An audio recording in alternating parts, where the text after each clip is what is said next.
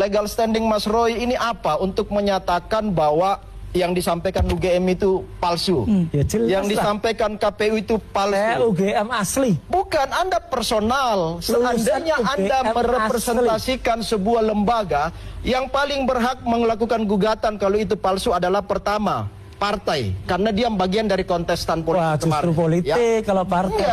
Yang kedua, kalau ada misalnya dipalsukan, maka UGM sendiri akan turun. Ataukah Diknas ya, atau misalnya lembaga-lembaga lain yang terkait dengan publik. Nah, Anda hadir secara personal. Saya selalu bilang, kalau 275 juta masyarakat Indonesia mengambil langkah seperti Mas Roy, tiba menunjuk orang ini Anda palsu, Anda palsu, Anda palsu.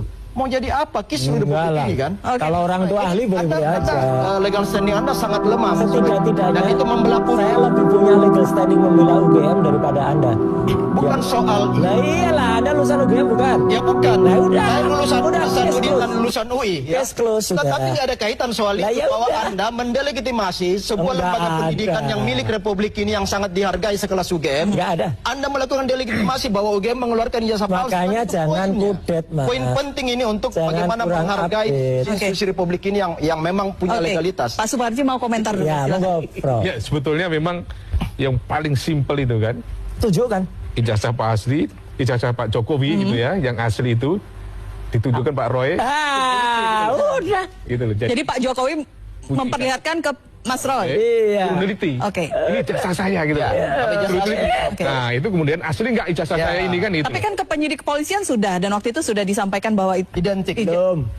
Kalau dari Barreskrim tidak mengatakan asli. Nah, identik. Identik beda dengan asli. Asli beda dengan otentik kan gitu loh. Oke, apa perbedaannya gimana ini dari pakar hukum pidana dulu? Jadi kalau kemudian asli ibaratnya naskah proklamasi itu yang ditulis Bung Karno. Nah, betul. Kalau otentik itu yang didetek Sayuti Melik. Nah, terus kemudian yang identik itu yang difotokopi terus kemudian disesuaikan identik atau tidak kan gitu loh. Nah, apa yang dilakukan oleh Barreskrim itu kan ini ada beberapa ijazah antara satu dengan yang lain kemudian identik. Yang kemudian tidak bisa memastikan juga itu apa asli atau kemudian palsu. Dalam konteks 263 KUHP itu ada dua, membuat dan memalsu surat. Membuat itu artinya apa? Sesuatu yang tidak ada dibuat, yang benar akhirnya aspal, asli tapi palsu.